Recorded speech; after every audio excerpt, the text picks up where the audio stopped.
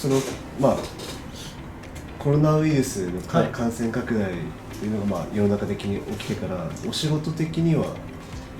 どういった変化が出てきたんでしょう？そうですね、緊急事態宣言中は本当に仕事が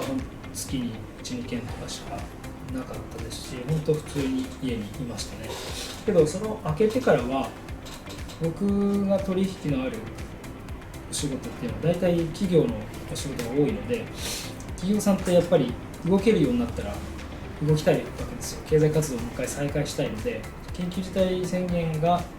解除ってなってからはむしろ忙しく仕事させてもらってますね。ただなんかその自粛中にやっぱりいろいろ考えて、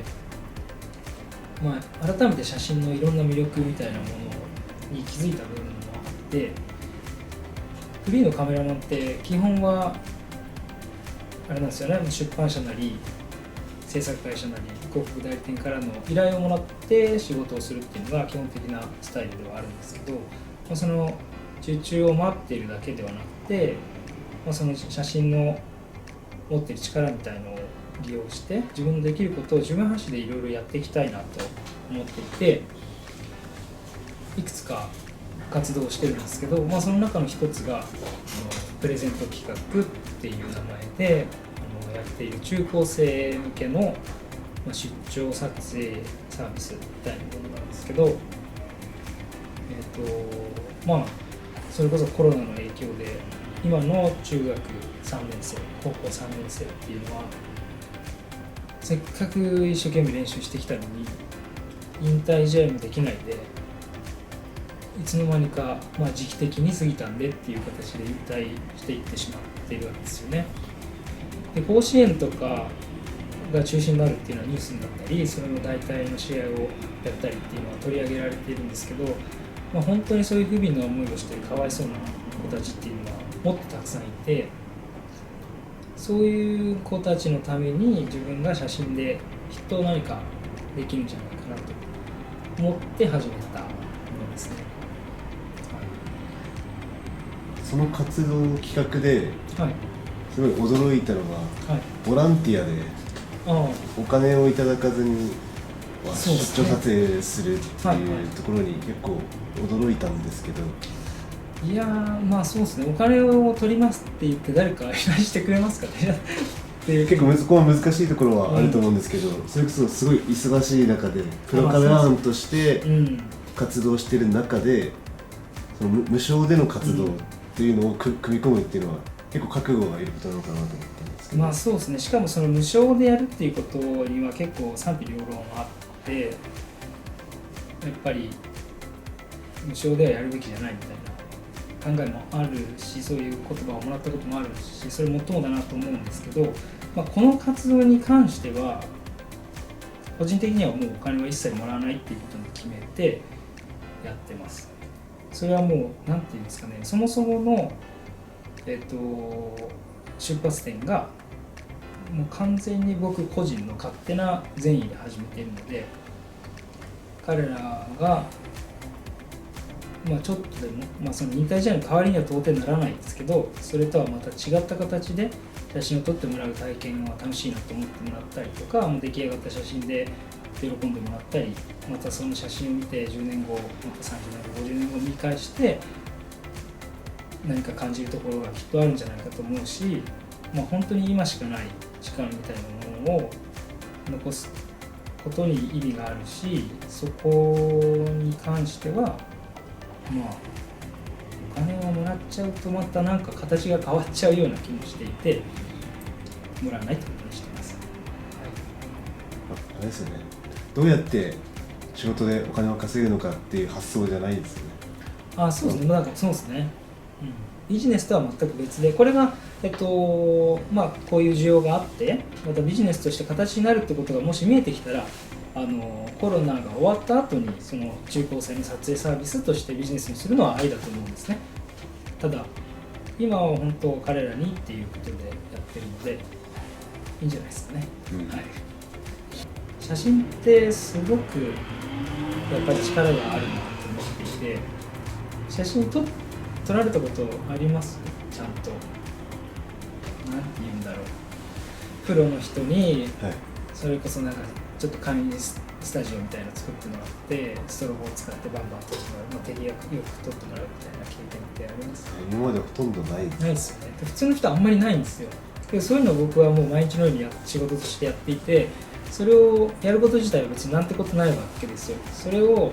やらずになんかこういても意味がないというか、やって喜んでもらえる人がいるならどんどんやっていけばいいかなと思って、すごい要するに何て言うんですかね、アトラクションみたいなもんなんですよね。手際よくバンバン撮ってもらって、ちょっとおしゃれした自分っていうか清掃した剣道で言えばもう試合道着、試合防具をつけた自分をバシッと撮ってもらって、今はもう撮ったものがすぐパソコンで見れるので、自分でも見たことないような自分がそこに映ってくるわけですよ。中高生とかだとね、恥ずかしながらもそういうのをキャッキャ喜んで受け入れてくれるんですよね。それは一つのアトラクションとしてもきっと楽しいし、今しかない彼ら、本当に稽古風景とか今の彼らにとっては当たり前すぎてなんてことない、ただお前変な顔してるとかそのぐらいの話かもしれないんですけど、もうそれはもう本当に尊いものだと思うんですよね。でここを逃したらもう二度と取れないですし、今しかないので、それは僕のできる限りで記録に残してあげたら絶対意味あるだろうと思って、なんかそんなこと深くみんなが考えてくれる必要はないんですけど、きっと彼らの今の限られた時間を残すってことで、いつかそういう一旦のあって気づいてくれる時があるんじゃないかなと思います。この企画でもうすでに出張して撮影された学校さんも何個か、はい、これはちなみにその剣道だけに限った話ではなくて、どの部活でもやっているんですよ。サッカーでもバスケでもいいし、それこそ文化部でも全然構わない、囲碁将棋でもいいし、わかんないですけど吹奏楽でも何でもいいので撮影をしてて、今もバスケ部を取ったりもしてますし、剣道部が多いですけどね、僕の人脈というか、はい、中では。この企画に、興味持ってくださっている方向けにちょっとご説明いただきたいんですけど、はい、例えば事例として、はい、剣道部への出張撮影をされたときにどういった座組で行われたのかっていうのをお聞かせいただきます。3年生を中心に写真を撮らせてもらいたいというか、彼らのためにやっているところなので、3年生の一人一人のポートレートをまず必ず撮らせてもらいます。それは一応ちょっと簡易スタジオみたいなのを作って、要するにスタジオアリスみたいな、スタジオアリスではないんですけどそうですね、簡易スタジオを作って、そこで照明ストロボを当てて一人ずつしっかり僕がもうそれこそ広告の仕事だったりタレントさんを撮ってるのと同じように本気で撮ります。それはっていうのと、あと学校さんの協力次第なんですけど、そこはその部内戦をやってもらったりとか、あとは近隣の中学高校との練習試合と交流試合みたいなのを最後の区切りとして企画してくれるところもあったりして、そういう試合の様子を収めたり、